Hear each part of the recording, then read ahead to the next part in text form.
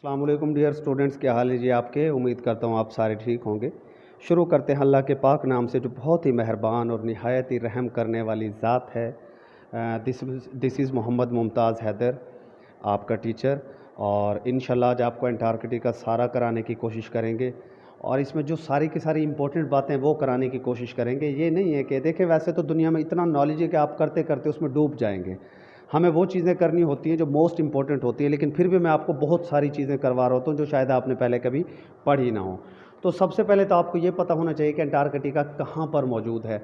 तो मैंने जो आपको जियोग्राफी जीके का पहला लेक्चर दिया था उसमें मैंने आपको बताया था कि ये जो ज़मीन की जब आप बात करते हैं, ये ज़मीन आपको नज़र आ रही है, देखें ये सफ़ेयर की शक्ल में, ये जो ऊपर वाला पोल होता है ना ऊपर, उसको हम नॉर्थ पोल कहते हैं और ये जो नीचे वाला पोल होता है इसको हम साउथ पोल कहते हैं। ऊपर वाले पोल को नॉर्थ पोल कहा जाता है और नीचे वाले को साउथ पोल कहा जाता है। तो ये देखें अब ऊपर वाले कॉन्टिनेंट्स तो हम कर चुके हैं, ठीक है। अब ये आपको अंटार्कटिका ये नज़र आ रहा है, ये फैला हुआ है अंटार्कटिका। अब ये अंटार्कटिका जब कोई आपसे पूछ ले कि किस पोल पर मौजूद है, तो ऑफ कोर्स ये किस पोल पर मौजूद है, साउथ पोल पर मौजूद है। अंटार्कटिका किस पोल पर मौजूद है, साउथ पोल पर मौजूद है। और अगर इसकी एरिया वाइज डिवीजन करें ना हम अंटार्कटिका की, तो ये 5th लार्जेस्ट कॉन्टिनेंट है, 5th लार्जेस्ट कॉन्टिनेंट है दुनिया का। एरिया वाइज मैं बात कर रहा हूँ, आबादी के लिहाज से तो ये आखिरी नंबर पर आता है क्योंकि यहाँ पर आबादी है ही नहीं, यहाँ पर लोग मुस्तकिल तौर पर नहीं बसे हुए। वैसे यहाँ कुछ ममालिक क्लेम करते हैं, वो मैं आगे चलकर आपको बताता हूँ। यहाँ पर सिर्फ लोग एक वक्ती तौर पर जाकर रहते हैं, लेकिन मुस्तकिल यहाँ पर कोई आबादी नहीं है। लेकिन एरिया के हिसाब से अगर देखा जाए तो ये दुनिया का 5वां बड़ा बर्र-ए-आज़म या कॉन्टिनेंट है। उसके अलावा अगर मैं इस अंटार्कटिका की बात करूं तो आपको पता है कि ये सारा का सारा जो इसका लैंड मास है वो बर्फ़ से ढका हुआ है। किससे ढका हुआ है सारा का सारा लैंड मास? बर्फ़ से। यहाँ सारी की सारी बर्फ़ है, ठीक है, सारी की सारी बर्फ़ है या आइस शेल्व्स हैं। कुछ माउंटेन रिजेस भी हैं, रिवर्स और लेक्स भी हैं, वो भी मैं आपको बताता हूँ। और अगर मैं इसकी बर्फ़ की बात करूँ तो इसके ऊपर 98% बर्फ़ है। कितने परसेंट बर्फ़ है जी? 98% अंटार्कटिका के ऊपर बर्फ़ मौजूद है। और अगर मैं दुनिया की बर्फ़ की बात करूं कि कुल दुनिया की कितनी बर्फ़ यहाँ पर मौजूद है, तो कुल दुनिया की तकरीबन 90% बर्फ़ यहाँ पर मौजूद है। अगर मैं बात करता हूँ किसकी? दुनिया की। मैं किसकी बात कर रहा हूँ जी? दुनिया की। दुनिया की 90% बर्फ़ यहाँ पर है और ओवरऑल इस बर्र-ए-आज़म पर 98% बर्फ़ है। तो आप ये देख लीजिए कि अगर इसकी बर्फ़ पिघल जाए, ये जो 90% दुनिया की बर्फ़ है और 98% बर्फ़ इसकी अपने हिसाब से है, तो सोचें दुनिया का क्या बनेगा, ठीक है। तो आप सोच सकते हैं, फिर आप इससे बड़ा इजीली अंदाज़ा लगा सकते हैं कि दुनिया का फिर क्या होने वाला है। सी लेवल कितना हद तक बढ़ जाएगा और जो आइलैंड कंट्रीज़ हैं, जजीरा नुमा ममालिक जो पहले ही पानी के अंदर मौजूद हैं, वो तो ख़त्म हो जाएंगे तकरीबन। उसके बाद नेक्स्ट स्लाइड हमारे पास बड़ी इंपॉर्टेंट है कि इसके अंदर बर्ड्स कौन कौन से हैं, एनिमल्स कौन कौन से हैं, वो देख लेते हैं जी। देखिए भाई, सबसे पहले तो इसके अंदर बर्ड्स ना आपको पेंगुइन्स बहुत ज़्यादा मिलेंगे, आपको ये नज़र आ रहे होंगे, पेंगुइन्स यहाँ पर काफ़ी ज़्यादा हैं। और दूसरा यहाँ पर पोलर बियर काफ़ी ज़्यादा मिलते हैं। पोलर बियर ये आपके पास क्या है, इसको कहा जाता है पोलर बियर। एक तो होता है ना रीच सिर्फ, या आपका जो है वो बियर जिसे आप कहते हैं, ये यहाँ पर आपके पास है पोलर बियर, यानी कि बर्फ़ानी रीछ भी आप इसको कह सकते हैं। और पोलर बियर से मुराद है जो पोल के ऊपर रहते हो। पोल क्या है? अभी मैंने आपको बताया कि जो आपका अंटार्कटिका है ये आपको नज़र आ रहा है, ये कहाँ पर है? साउथ पोल पर है। तो जब ये साउथ पोल पर है तो यहाँ पर जो रीछ वगैरह होंगे वो पोलर बियर कहलाएंगे, ठीक है। तो ये आपके पास क्या हो गए? पोलर बियर्स हो गए, जो यहाँ पर काफ़ी तादाद में पाए जाते हैं। और पेंगुइन्स वगैरह कभी पूछ लिया जाए किसी पेपर में। उसके बाद जनाब हिस्टोरिकल बैकग्राउंड इसका देखते हैं कि क्या यहाँ पर कुछ ममालिक ने कोशिश की कैप्चर करने की, यहाँ कोई दुनिया है, कोई लोग हैं या नहीं है। तो भाई अगर हिस्ट्री की बात की जाए तो 19वीं सदी के करीब करीब तक लोगों ने ना इसके ऊपर रसाई हासिल करने की कोशिश की। मैंने आपको अभी बताया कि साउथ पोल पर यह मौजूद है अंटार्कटिका। किस पोल पर? साउथ पोल पर। किस पोल पर? साउथ पोल पर। तो ये मैं आपको बता दूं कि 19th सेंचुरी तक बहुत सारे साइंटिस्ट या बहुत सारे जो कहते हैं ना ट्रैवलर वगैरह, वो जो है साउथ पोल तक तकरीबन पहुंच चुके थे। कहाँ तक? साउथ पोल तक। फिर जब तकरीबन पूरा का पूरा आपका 1900 आया ना, 1900 1900 ये वो ईयर था जिसमें कई ममालिक अंटार्कटिका तक रिसाई हासिल कर चुके थे। कई ममालिक जो है अंटार्कटिका तक 1900 में पहुंच चुके थे। अलग अलग ममालिक अलग अलग वक्त में वहां पर जाकर उन्होंने कब्जा करना शुरू कर दिया मुख्तलिफ जगहों पर, ठीक है। अब वो बहुत सारे ममालिक थे जिन्होंने यहाँ पर अपना अपना कोई ना कोई जगह काबू करने की कोशिश की, क्योंकि उनको लगता था कि यार फ्यूचर में ये जो है ना बड़ा हमारे लिए जो है सूदमंद साबित हो सकता है। कुछ ममालिक ने तो इवन यहाँ पर आर्मी बेसिस, अपने आर्मी कैंप्स तक भी कायम कर लिए थे। कुछ ममालिक ने यहाँ पर अपने साइंटिफिक रिसर्च सेंटर्स बनाए। उनको लगता था कि शायद ये फ्यूचर में हमें फ़ायदेमंद हो सकता है या फ़ायदा पहुँचा सकता है। करंटली अगर मैं बात करूँ 1900 के बाद कुल 7 ममालिक हैं जो अंटार्कटिका के मुख्तलिफ इलाकों को क्लेम करते हैं। कुल कितने ममालिक हैं? 7 ममालिक हैं क्लेम करने वाले। ये बहुत इंपॉर्टेंट पॉइंट है, पेपर्स में आपसे पूछा जा सकता है। कौन कौन से ममालिक हैं? चिली ने 1940 में यहाँ पर क्लेम करना स्टार्ट किया आपके पास। सेकंड, अर्जेंटीना ने 1943 में, यूके ने 1908 में, नॉर्वे ने 1939 में, ऑस्ट्रेलिया ने 1933 में, फ्रांस ने 1840 में, न्यूजीलैंड ने 1923 में, और ये जो बाकी हिस्सा बच जाते हैं ये अनक्लेम टेरिटरी है। इसके ऊपर किसी भी मुल्क ने कोई भी अपना क्लेम नहीं किया। तो ये इसकी हिस्ट्री है, ठीक है। उसके बाद जब पूरी दुनिया ने देखा कि यहाँ तो यार मुख्तलिफ ममालिक जाकर क्लेम करना स्टार्ट हो गए हैं और मसाइल बढ़ सकते हैं और कुछ ममालिक तो यहाँ पर आर्मी बेसिस भी बनाने लगी हैं, तो फिर यहाँ पर जनाब बड़ा इंपॉर्टेंट एक ट्रीटी आता है जिसे कहा जाता है 1959 एंटार्कटिक ट्रीटी। क्या कहा जाता है जी? 1959 एंटार्कटिक ट्रीटी, 1959 एंटार्कटिक ट्रीटी। और ये वाशिंगटन में साइन हुआ था।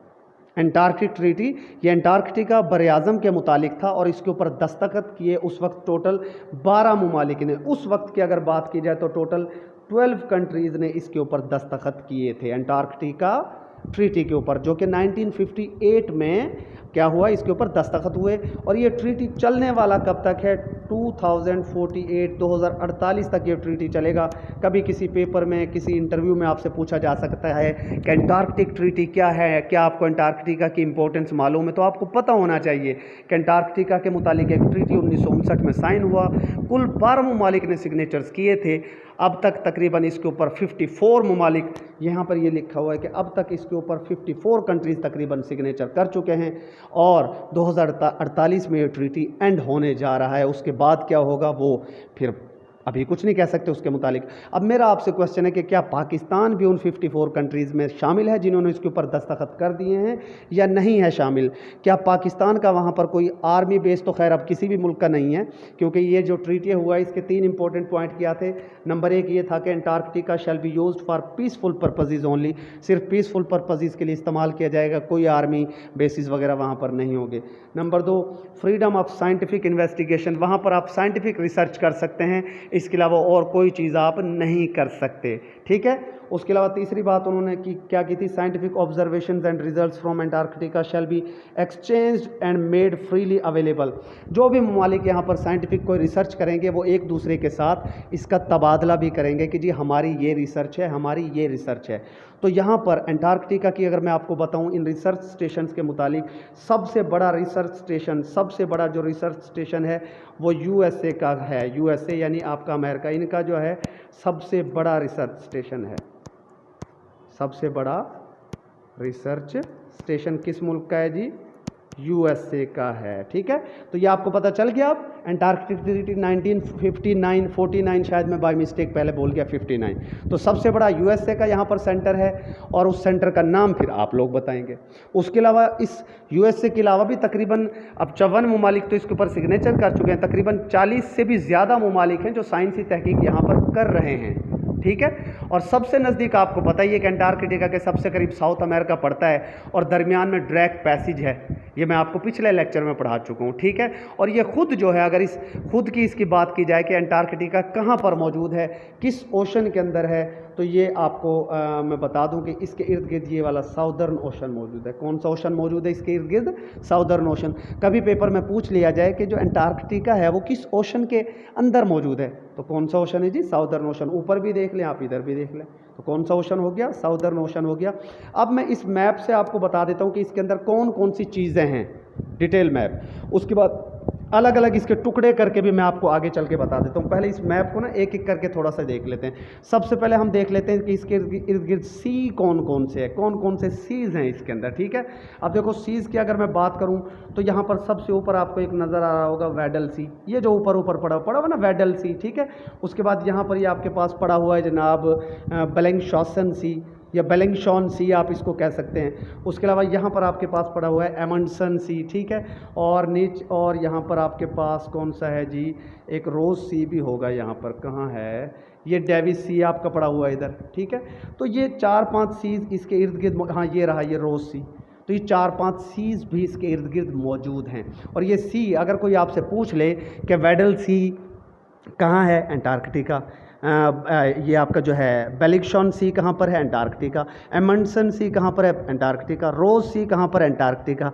डेविस सी कहाँ पर, अंटार्कटिका। वैसे इनसे मुतालिक सवाल होगा नहीं, ये मैं आपको बता दूं। और ये सारे के सारे सी किस ओशन का हिस्सा हैं, साउदर्न ओशन का हिस्सा हैं। सदर्न ओशन भी कहते हैं, साउदर्न पढ़ लें सदर्न पढ़ लें, वो आपकी मर्ज़ी है।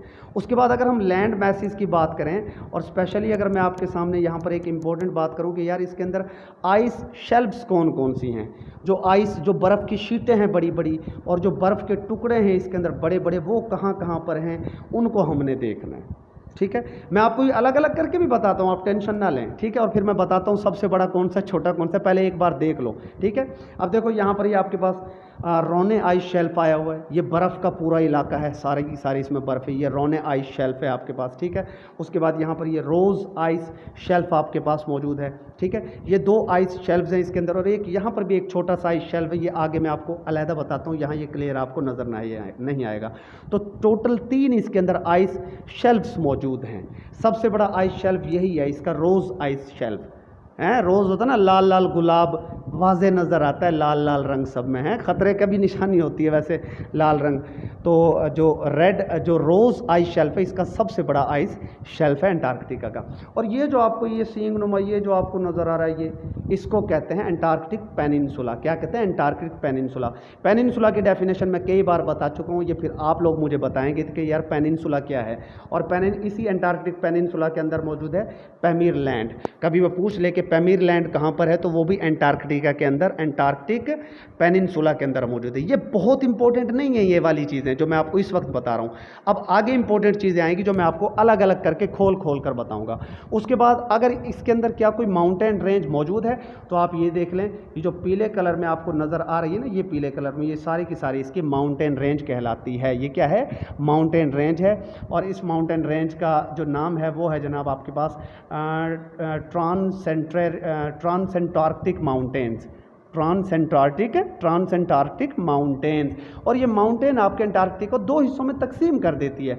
आपको पता है कि दाएं तरफ वाला हिस्सा ईस्ट कहलाता है और बाएं तरफ वाला हिस्सा वेस्ट कहलाता है। इसका मतलब है इसने अंटार्कटिका को तकसीम कर दिया ईस्ट अंटार्कटिका और वेस्ट अंटार्कटिका में। कभी पेपर्स में पूछ लिया जाए कि अंटार्कटिका को 2 हिस्सों में, आज मैं ना ज़्यादा टिप्स एंड ट्रिक्स नहीं दे रहा, मैं आपको सीधा सीधा जैसे पढ़ाया जाता है ना अमूमन वैसे ही पढ़ा रहा हूँ, और आप बगैर ट्रिक्स के भी ज़रा याद करने की कोशिश करें, चीज़ों को दिमाग में बिठाने की। तो कभी पेपर में पूछ लिया जाए कि यार कौन सी माउंटेन रेंज है जो अंटार्कटिका को ईस्ट अंटार्कटिका और वेस्ट अंटार्कटिका में डिवाइड कर देती है, वो कौन सी है जनाब, वो यही है आपके पास ट्रांसेंटार्क्टिक माउंटेन्स, ठीक है। और ये फिर मैं मज़ीद भी इसके आगे आपको डिटेल बताता हूँ, अभी ओपन करके, अभी तो मैं एक एक करके दिखा रहा हूँ, अलग भी पढ़ाऊँगा, परेशान क्यों होते हो यार। उसके बाद जनाब आपको बता देते हैं कि इसके अंदर जो माउंटेन रिजीज हैं, या आप ये समझ लें कि जो इसके अंदर वोल्केनोज भी हैं, कुछ एक्टिव वोल्केनोज मौजूद हैं, आतिश फशां जिनको आप कहते हैं। एक तो ये आपको नज़र आ रहा होगा माउंट एरिबस, ये भी इसका एक एक्टिव वोल्केनो है, ठीक है, एक ये एक्टिव वोल्केनो है बाकायदा। और उसके बाद एक और भी इसके अंदर वोल्केनो मौजूद है, मुझे यहाँ पर, हाँ कहाँ पड़ा हुआ है, हाँ ये रहा, ये माउंट सिडले। ये 2 इसके अंदर वोल्केनोज हैं। ये जो एरिबस है ये एक्टिव है, और माउंट सिडले जो है ये है तो बड़ा इससे एरिबस से, लेकिन ये एक्टिव नहीं है, ये डोरमेंट वोल्केनो है, यानी कि ये बुझा हुआ समझ लें आप, ये एक्टिव नहीं है, ठीक है। उसके बाद अगर कोई पूछ लीजिए इसकी हाईएस्ट पीक कौन सी है, सबसे ऊंची चोटी कौन सी है, तो वो ये आपको नज़र आ रहा होगा यहाँ पर, माउंट विंसन मैसिव। बहुत इंपॉर्टेंट है, ये कई बार पेपर्स में पूछा जा चुका है। ठीक है, उसके बाद क्या इसके अंदर कोई झील भी मौजूद है? तो बिल्कुल जी, वोस्टोक लेक भी इसके अंदर मौजूद है और यही इसकी लार्जेस्ट लेक है अंटार्कटिका की। अब मैं इनके अब देखो, वैसे देखा जाए तो इंपॉर्टेंट पॉइंट मैंने सारे बता दिए कि लेक कौन सी है जी, वोस्टोक लेक है। वोस्टोक एक रशिया का बंदा था, उसके नाम पर ये पड़ा और इसको कंट्रोल भी रशिया ही करता है, वोस्टोक लेक को। मैं मज़ीद आगे बताता हूँ। इसके अंदर वोल्केनोज कौन से हैं वो मैंने बता दिया आपको। ठीक है, हाईएस्ट पीक कौन सी है, विंसन मैसिव, वो मैंने आपको बता दिया। डीपेस्ट पॉइंट आप मुझे बताएंगे इसका। इसके इर्द गिर्द कौन से सीज़ हैं वो मैंने आपको बता दिया। कौन सी माउंटेन रेंज इसको 2 टुकड़ों में तोड़ रही है वो भी मैंने आपको बता दिया। मज़ीद अब मैं आगे चलकर आपको इसका मज़ीद बढ़ा देता हूँ। अच्छा जी, अब ये जो है ना, सबसे पहले इसके आ गए आपके इसके इर्द गिर्द जो सी वगैरह मौजूद हैं, उसमें सबसे इंपॉर्टेंट सी जो आपने याद रखना है वो वेडल सी और रोज़ सी है। ठीक है, और ये जो तीर से आपको नज़र आ रहे हैं ना, ये तीर, इसको कहा जाता है एंटार्क्टिका करंट, एंटार्क्टिक करंट कहा जाता है इसको। ये जो पानी का बहाव है इसके इर्द गिर्द, इसको एंटार्क्टिक करंट भी कहते हैं। और इसकी डिटेल में खैर हम नहीं जाते, इसको आप छोड़े, दफ़ा करें। 2 सी आपने लाजमी याद रखने हैं, वेडल सी और रोज़ सी। ये बहुत बार पेपर में पूछे गए हैं। ठीक है, कई बार। वेडल सी और रोज़ सी कहाँ पर मौजूद हैं? एंटार्क्टिका, यानी कि कौन सा ओशन है आपका, सदर्न ओशन, उसके अंदर ये मौजूद है। वैसे तो इर्द गिर्द ये आपको इंडियन ओशन और ये अटलांटिक वगैरह सारे नज़र आ रहे हैं, ये दूर दूर हैं इस नक्शे में, वैसे नज़र आ रहे हैं। असल नक्शा वही था जो मैंने पीछे आपको बता दिया। तो ये आपके सीज़ आपको यहाँ पर क्लियर हो गए। उसके बाद हमारे पास नेक्स्ट मैंने आपको दूसरे नंबर पर क्या बताया था कि आइस शेल्फ्स कौन कौन से हैं। तो देखें यार, जो इंपॉर्टेंट आइस शेल्फ्स हैं वो आपके पास नंबर 1 ये आपका आइस शेल्फ पड़ा हुआ है, रोने या रॉन आइस शेल्फ है, और दूसरा ये पड़ा हुआ है रोज़ आइस शेल्फ, और तीसरा ये पड़ा हुआ है एमेरी आइस शेल्फ। अब इनमें जो सबसे बड़ा है, जो सबसे लार्जेस्ट है, वो अक्सर पूछ लिया जाता है। ये जो आपका रोज़ आइस शेल्फ है, ये आपका लार्जेस्ट आइस शेल्फ यहाँ पर मौजूद है। तो इसके मुतालिक पेपर्स में पूछ लिया जाता है कि रोज़ आइस शेल्फ कहाँ पर है, एंटार्क्टिका पर। ठीक है, तो ये 3 ही इसके अंदर, और भी हैं छोटे मोटे काफ़ी सारे, लेकिन ये 3 ज़्यादा इंपॉर्टेंट हैं। ठीक है, और उसके बाद यहाँ पर ये जो था, ये मैंने आपको बता ही दिया था, ये क्या था, एंटार्क्टिक पेनिनसुला, जिसके अंदर पैमिर लैंड भी मौजूद था। ठीक है, उसके बाद नेक्स्ट हम देख लेते हैं जी। मैंने आपको नेक्स्ट बताई थी कि माउंटेन रेंज इसके अंदर कौन सी है जो सबसे इंपॉर्टेंट है। तो ये आपको माउंटेन रेंज नज़र आ रही होगी जो साउथ पोल के पास मौजूद है, और इस माउंटेन रेंज का क्या नाम है जी, ट्रांसेंटार्क्टिक माउंटेन्स, ट्रांसेंटार्क्टिक माउंटेन्स। ठीक है, ये एक रेंज है जो आपके अंटार्कटिका को 2 हिस्सों में तकसीम कर देती है, ईस्ट अंटार्कटिका दाएं तरफ और बाएं तरफ वेस्ट अंटार्कटिका। ठीक है, दाएं तरफ ईस्ट अंटार्कटिका और बाएं तरफ वेस्ट अंटार्कटिका। और फिर मैं आपको ये भी बता दूं कि कभी आपसे पूछ लिया जाए कि जो वैसे बता देता हूं, इतना इंपॉर्टेंट पॉइंट तो ये नहीं है, लेकिन मैं बता देता हूं आपके नॉलेज के लिए। ये जो ईस्ट अंटार्कटिका वाला पॉइंट है ना, इसको कहा जाता है ग्रेटर अंटार्कटिका। क्या कहा जाता है? ग्रेटर अंटार्कटिका, क्योंकि यहाँ दाएं तरफ ज़्यादा हिस्सा है अंटार्कटिका का, और ये जो बाएं तरफ वाला हिस्सा है वेस्ट वाला, इसको कहा जाता है लेसर अंटार्कटिका। तो ये आपके जहन में होना चाहिए कि जो वेस्ट की तरफ है वो लेसर है, और जो ये ईस्ट की तरफ है ये ग्रेटर अंटार्कटिका है। अब कभी आपसे पूछ ली, वैसे ही नॉलेज के लिए बता रहा हूँ कि ज़्यादा बर्फ़ पिघल किस जगह पर रही है, ज़्यादा बर्फ़ कहाँ पर पिघल रही है? बर्फ़ ज़्यादा पिघल रही है वेस्ट अंटार्कटिका की तरफ। और आपको ये भी पता होना चाहिए कि इसी साउथ पोल के ऊपर जो आपकी ओजोन लेयर है उसको नुकसान पहुंच रहा है। अक्सर पीपीएससी में सवाल पूछा जाता है कि कहाँ पर जो है ओजोन के अंदर ज़्यादा होल बन रहा है या ज़्यादा नुकसान पहुंच रहा है, वो यही साउथ पोल है। क्या ये बात दुरुस्त है या गलत है, ये आप मुझे बताएंगे। मैंने एक बात बताई है, ये दुरुस्त है या गलत है आप बताएंगे। क्या ये साउथ पोल के ऊपर ही होल हो रहा है ओजोन के अंदर, या नॉर्थ पोल पर हो रहा है, या कहीं और हो रहा है? चलो ये आपसे क्वेश्चन हो गया एक और। ठीक है, अच्छा, उसके बाद ये ओके हो गया ना, ईस्ट अंटार्कटिका ये दाएं तरफ वाला हो गया, बाएं तरफ वाला वेस्ट अंटार्कटिक हो गया। ईस्ट अंटार्कटिका को ग्रेटर अंटार्कटिका कहा जाता है, और बाएं तरफ वाला जो वेस्ट अंटार्कटिका है इसको लेसर अंटार्कटिका कहा जाता है। अब ये माउंटेन रेंज आपने देख ली, अब जाहिर सी बात है आपने माउंटेन रेंज देख ली तो यार इसकी हाईएस्ट पीक भी तो कोई होगी ना।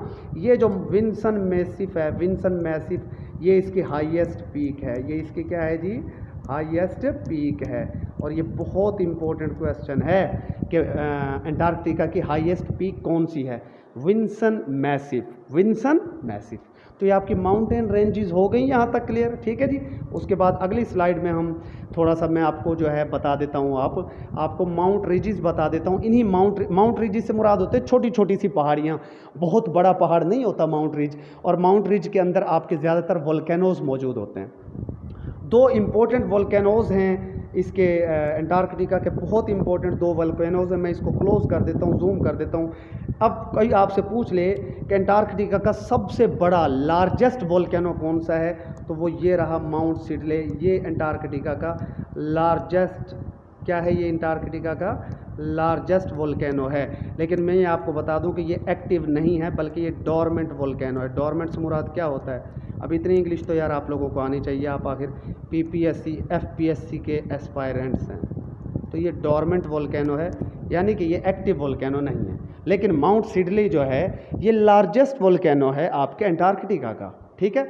उसके बाद दूसरा इंपॉर्टेंट यहाँ पर जो आपका जो वोल्केनो है वो है माउंट एरिबस। माउंट एरिबस ये जो है सेकंड लार्जेस्ट वोल्केनो है। कौन सा है ये? Second largest. कौन सा है ये? सेकंड लार्जेस्ट वोल्केनो है। और अगर इसकी बात की जाए तो ये एक्टिव वोल्केनो है। ये क्या है आपका? Active volcano. हाँ, अगर पेपर वाला आपसे पूछ ले कि जनाब अंटार्कटिका का एक्टिव लार्जेस्ट वोल्केनो कौन सा है, तो फिर तो एक्टिव की जब बात आ जाएगी तो माउंट एरिबस ही होगा। बरसारा है ये, माउंट एरिबस जो है ना, ये बरसारा है शोले आग के, एक्टिव वोल्केनो है भाई ये, ठीक है। अच्छा भाई, ये हो गया। उसके बाद नेक्स्ट हमारे पास है, क्या यहाँ पर कोई झील भी मौजूद है? तो भाई बिल्कुल, यहाँ पर लेक वोस्टोक मौजूद है साउथ पोल के करीब अंटार्कटिका में, और बड़ी इंपॉर्टेंट लेक है। और इस लेक की अगर मैं आपको कहानी बताऊँ ना, ये लार्जेस्ट लेक है इसकी, ठीक है ना, क्योंकि इसके अंदर लेक है, ये सबसे इंपॉर्टेंट। बाकी और भी लेक्स इसके अंदर हैं, लेक विडा है, और भी लेक्स हैं, ऐसा नहीं है। लेकिन मैं आपको मोस्ट इंपॉर्टेंट बता रहा हूँ, लेक वोस्टोक ही है। 1-2 और भी हैं, वो आप खुद से भी देख लीजिएगा बेशक, लेकिन लार्जेस्ट लेक जो अंटार्कटिका की है वो है लेक वोस्टोक। अब इसकी एक इम्पॉर्टेंट बात मैं बता देता हूँ। यही जो लेक वोस्टोक है ना, यहाँ पर रशिया ने रिसर्च सेंटर बना रखा है अपना। रशिया जो है ना, यहाँ पर रशिया का रिसर्च सेंटर मौजूद है।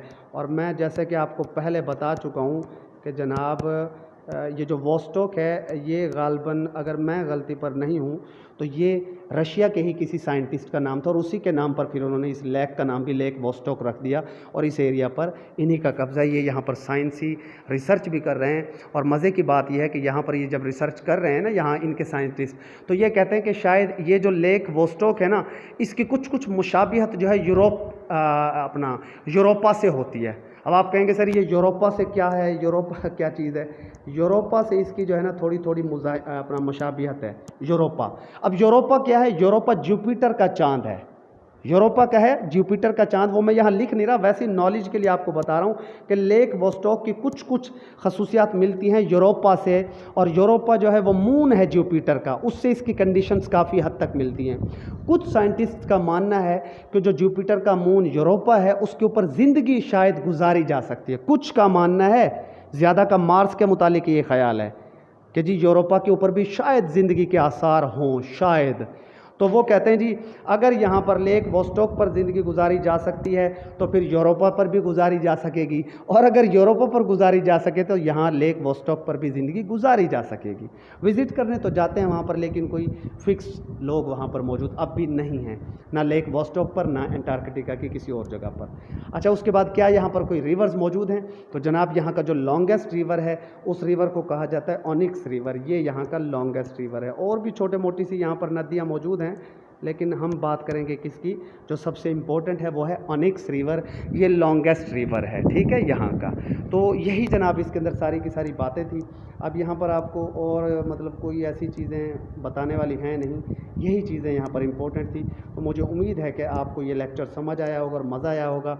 अंटार्कटिका मैंने आपको सारा करा दिया, और इंशाल्लाह ऐसी चीज़ें आपको कोई भी नहीं कराएगा। ये तो फिर भाई हम दावा नहीं करते, ये एक रियलिटी है अल्हम्दुलिल्लाह कि कंप्यूटर सर्विसेज एकेडमी आपको क्वालिटी वर्क कराती है, और आपकी तैयारी में आपका भरपूर साथ हम देने की कोशिश कर रहे हैं। आप मेहनत करें, अल्लाह इंशाल्लाह आप सबको कामयाब करेगा। स्टे ब्लेस्ड, अल्लाह हाफिज़।